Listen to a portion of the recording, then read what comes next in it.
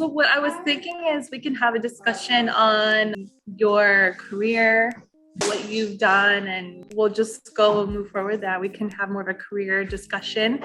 And then after we kind of get through that, then we can talk about your healthcare, your experience in the healthcare delivery system in the United States. And we can just talk about, well, from a patient's perspective, but more of a systemic way of going through it. Sounds great. Yeah, you get it. Yeah, anyway, I get it. You get it. Yes. Okay, Mario, can you please introduce yourself? Okay, so my name is Mario. So then my experience, my background in terms of professional background is mostly in finance. But prior to finance, my experience is in healthcare. I started in healthcare, mental health specifically. So I had earned an associate's from Kingsborough Community College back in Brooklyn. And something about the human behavior that always captured my attention. So I wanted to pursue that. So I always knew my heart was always in healthcare. I decided to pursue that career. I graduated from there and continued to Brooklyn College. I was working at the same time, full-time with the YMCA with children because I wanted to take the path of child psychology. So I also work with the geriatric population as well. And it was then when I was diagnosed with kidney disease because I started becoming ill. But still, it wasn't to the point where I needed to go on dialysis, right? Mm-hmm. So I was presented with an opportunity to go into finance. And my son was born, so it was a better opportunity in terms of finance. Financially, it was a better opportunity for me. So I chose to go that route. I don't regret it because I learned so much from it. I grew within that industry.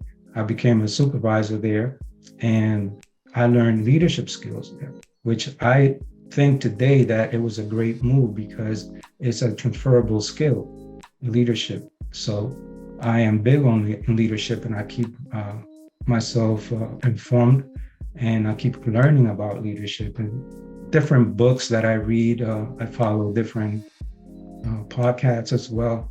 So that's my way of doing it. But that's not enough. You have to not only read and absorb information, you have to implement it. So then what's the point of reading and listening to these podcasts? So after that is when I started dialysis because I simply my health was deteriorating. So I needed to enter dialysis. That's when my whole life shifted, and it was something completely new to me. And so my experience, my time in the workforce, had to stop. I had to go on disability because I just couldn't perform anymore. I couldn't do it. So I was on dialysis for a short period of time because my mom was the one who donated her kidney so that I can maintain my life. So that was a great sacrifice on her part. And I am today, I mean, she's still alive. She's doing very well. She's a health nut. So, she takes care of herself. I'm glad that she's still here. She's a great support system as well. But then, unfortunately, her kidney only lasted for about 2 years. So my body rejected it. And I had to go back on dialysis, which was absolutely something that I struggled with internally, mentally, and I can say that I was in deep depression, I could say. And I had to deal with it. Face it again. I had my son, and I knew that I had to fight. I had to, continue this treatment in order to be there for my son. It was not easy. But eventually, my family here in Florida presented an opportunity to move here. And because the wait here to receive a kidney transplant is about 3 years. In New York, where I grew up, it's 8 years. So I thought about this opportunity. Normally, many people don't last on dialysis that long. I don't want to give misinformation, but I believe that I think it's about 3 years the most people last on dialysis. But again, don't hold me to that information. But I've seen many people pass away. You make friends with people that you go to dialysis with, and you create these friendships. You develop friendships with not only the staff, but also the patients. And then from one day to the next, they're no longer there, when you come the next day for treatment. And it hits you like a ton of bricks, because it brings reality to your life. It just makes you see your situation. And it's difficult. It's a difficult thing. And yeah. So I decided to move here after 2 years, because it was hard for me. My son was young. Right. He was about at that time he was about 12 years old. So it was tough for me to make that decision. But I had to do it. I had to think in the long term, how it was going to benefit not only me, but him, because I wanted to be in his life. So I moved here, and 3 years later, after being on dialysis, so I was on dialysis for 10 years overall, but after 3 years of moving here, I received a call from Jackson Memorial Hospital here in Miami, and I received my kidney transplant, and that was in 2015 in October. So recovering from that was very difficult for me. It was something I have never experienced before, and probably, oh my God, one of the most painful experiences I ever had in my life, without a doubt. But I have, I have recovered. I have had, I want to say, some complications over the years, but in terms of migraine headaches, it's not a cure. I want to be clear with that. Transplant is not a cure. You're just simply replacing dialysis with a transplant, So you still have to deal with certain things, but the quality of life, of course, you can't compare it to dialysis. It's much better to get a transplant. And so kidney disease, that's still something that you have to deal with, even absolutely. though you have a different kidney. Correct. Okay. Correct. So that is something that it's lifelong, because you take medications for it. It doesn't stop. But I still deal with certain things, related to the disease.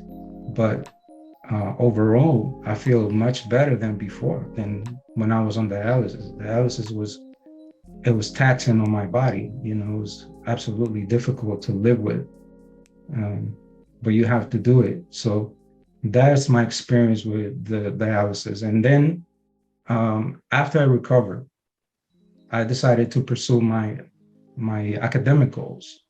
I was like, I need to do this, because it was burning in me. I'm big on education. So I wanted to go back, earn my bachelor's degree. And I did that. I enrolled at Palm Beach State College, and it was a difficult transition, because when I was last in school in college, things had changed completely. Technology, everything else. So I had to adapt. The papers were different, the formats, everything. I was like, oh my God. So I was nervous. I didn't think that I could do it, but you know what? You have to take risks. You have to, dive in the deep end of the pool and just try to swim, man. You got to do it. Try it, and that's something that I know I was scared, but I did it. I was like, I'm just going to stick with it, because it's a goal I wanted to accomplish. So I did. And I had some great professors which helped me right along with the whole process. And public speaking was a problem for me. I bombed a few presentations, and I'm not very proud of that. But yeah, but it was truly challenging. I wasn't comfortable with it, and it took me some time. But again, it was another skill I had to develop. And but I had some great professors, and I cannot forget it. I cannot even list them right now because it's too many, and I don't want to forget anybody. So then, get phone calls or whatever. No. Then when I graduated, I decided to pursue an MBA in healthcare management. By the way, my bachelor's was in healthcare management as well. So because I wanted to go back, I want to go back to the beginning where I started fresh out of high school to pursue a healthcare career. So my heart was always in it. So it was like full circle. So what exactly made you decide on healthcare administration or healthcare management? Sorry. Healthcare man. Um, my own experience. It just as a patient, I was there.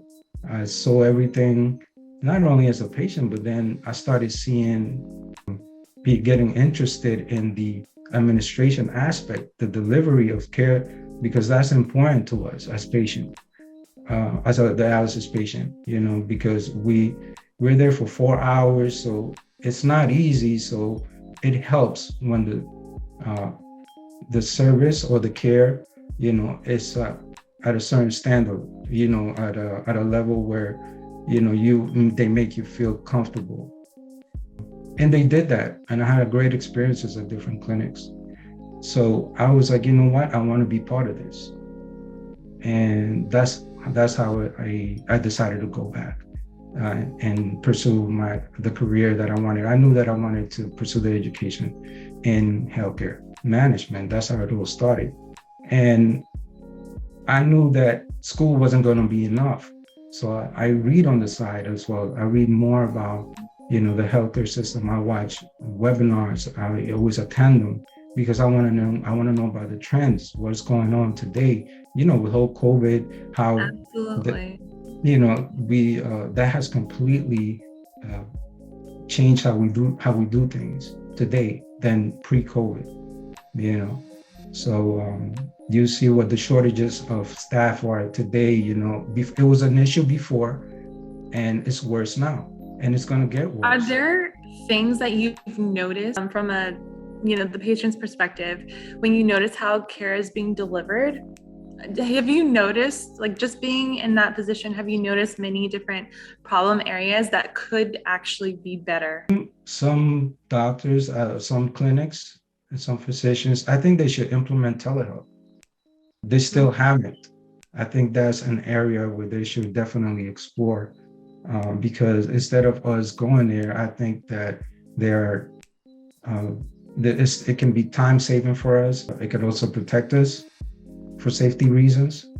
So I think that's one of the things that they can implement as well. That's one of the things that I can highlight the most, because I'm always concerned about my health, because I have to take care of my immune system, because it's low because of the immunosuppressants that I take. So that's a concern of mine. So that's a service that I would truly appreciate, that they can pivot. I know many hospitals and clinics and organizations are pivoting from or to telehealth, for sure. And what else about, in your experience, did you ever feel like the healthcare system's a bit fragmented and maybe there could be better interoperability in between the systems, or did you not experience that? Was it pretty efficient for you when you were going through the whole system, or do you think it could have been better? When I was there, again, it was pre-COVID. So it was a totally different time than today. I haven't been a dialysis patient during COVID, so I cannot speak on that at the moment. I cannot tell you because I haven't been there. I know that clinics have been challenged by this, and they have to be innovative and change their strategies, in terms to protect the patients. And I hear burnout is one of the issues that is prevalent right now in the industry, as a whole, not only in dialysis. Did you see a lot of burnout, like as a patient when you were being taken care of? Did you experience that? Yes. Or the effects of the clinician's burnout? You can see it. You can see they don't talk about it, but you can see it. Right. You know, they're tired. You can see it. They're yawning. You can see it in the verbal cues, non-verbal cues, I'm sorry. So those are things that I saw, and they were sitting, Do you think things that like that. affected the care? I don't think so. Not for me. Not for Mhm. me. They were absolutely committed. They were committed to providing quality care, and I cannot say anything against them or anything like that. So my experience was great. I received the best care that I can receive, I guess. So no, I didn't see. I saw their faces, their physical cues, like I said, in terms of being tired. You could just tell because they work from 4:30 in the morning to what is it, like a 12-hour shift, late at night. Mhm. So it's like, and they do it every other day. Some of them, it's a challenge. It's a Right. challenging profession, and I have great respect for them. Absolutely. And that's another reason why I wanted to be part of it. How can I, in administration, how can I be of help to the staff? What can I do? What skills can I learn to bring into the healthcare industry, specifically dialysis or even transplant, where where I can implement some strategies and work along with other people to come up with better ways to deal with burnout, to or in general deliver better quality health. That's Okay. a very noble way to think about it. I feel like a lot of people, when they get into this business or their why is a little bit different, but that's really good, actually. Because as a patient, I've been a patient, so I Right. know, You you have a know, serious why. yeah. So my perspective is probably different from someone that has never been a patient and is going into Mhm. dialysis. I'm not saying they're not compassionate. I'm not saying that they're not kind. There's no empathy on their part. That's not what I'm saying. It's Right. because you have to experience it as a patient. And I think that's where I add value if I go in a position like that. So I know what they're going through. I know Right. what it is. There are uh, so many concerns as a patient. There are the financial barriers that exist. The access. Let's say, uh, for instance, home dialysis is something that I think that many patients should have access to home dialysis, but they can't. It's about access. I know you spoke about leadership before in our conversation. Did you find any issues while you were a healthcare patient and observing? Did you find any issues in leadership, or did you actually see some leadership that may have inspired you? Good question. Overall, I think the leadership was also committed. I think when leadership is committed, it reflects on the workers, on the teammates. Mm-hmm. So because the staff that I had fortunately was so committed, I think that has something to do with the leadership. I never heard any complaints from the culture, and I was like, they must be doing something right. Maybe at least, or they were great actors. I don't know, but they, I don't know, but and if they did, they're great Well, because then they put up a good show for you, the they patient. sure did. You sure So covered up nice. I'm serious. Leadership are the ones that set the culture at an organization. It comes from them. So um, as far as I'm concerned, I didn't see anything that I can tell you that it was something that I would change. No. Yeah, last time we talked, you were telling me how you're getting into academia Yes. and you were Uh, going to start teaching listen, healthcare management as well. I, So, I am interested how's in that? doing that. I am absolutely interested in doing that. That is something that it's in the works. I am hoping for an opportunity there. Um, I know that it's not under my control at all. Mhm. It's Of course. so we'll see what happens with that. But that's an interest of mine.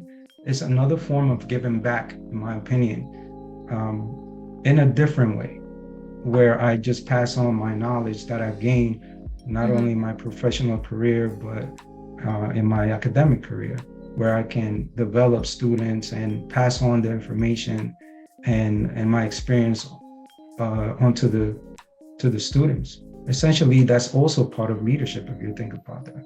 So you have to develop other people, correct? So that is something that definitely is an interest of mine. We'll see what happens. I'll keep you posted. We'll see what happens.